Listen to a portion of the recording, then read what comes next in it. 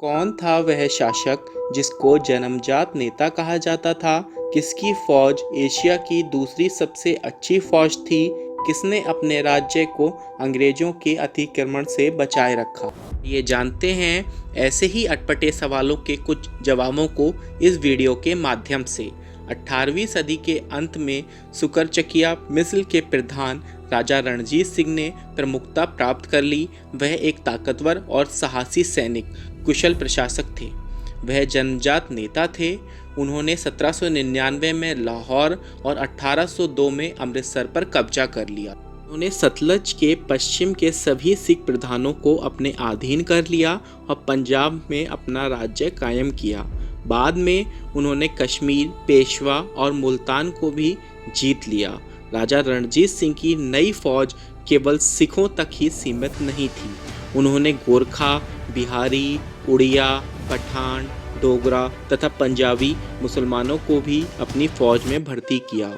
उन्होंने लाहौर में तोप बनाने के आधुनिक कारखाने खोले तथा उनमें मुसलमान तोपचियों को काम पर लगाया।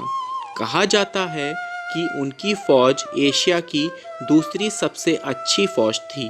पहला स्थान अंग्रेजी ईस्ट इंडिया कंपनी फौज का था। राजा रणजीत सिंह अपने मंत्रियों और अफसरों का चुनाव भी बहुत बखूबी किया करते थे। उनका दरबार श्रेष्ठ व्यक्तियों से भरा हुआ था।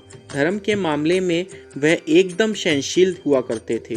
न केवल सिख बल्कि मुसलमान तथा हिंदू संतों को भी वह सम्मान, आदर, संरक्षण देते थे।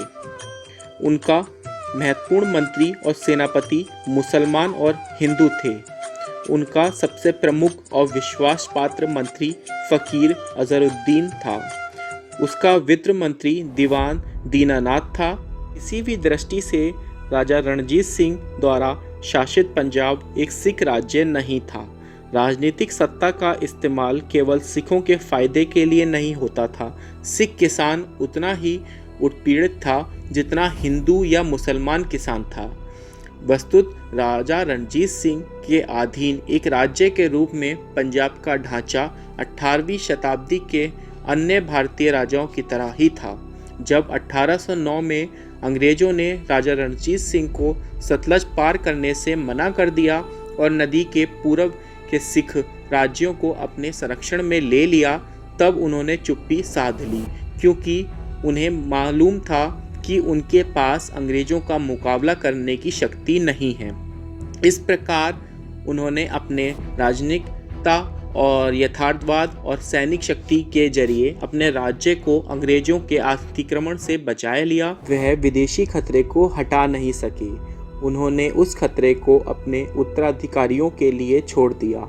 इसलिए उनकी मृत्यु के बाद उनका राज्य जब सत्ता के तीव्र अतिकृत संघर्ष का शिकार हो गया, तब अंग्रेज आए और उन्होंने उसे जीत लिया। इस प्रकार एक महान और एक ताकतवर साहसी सैनिक का अंत हुआ।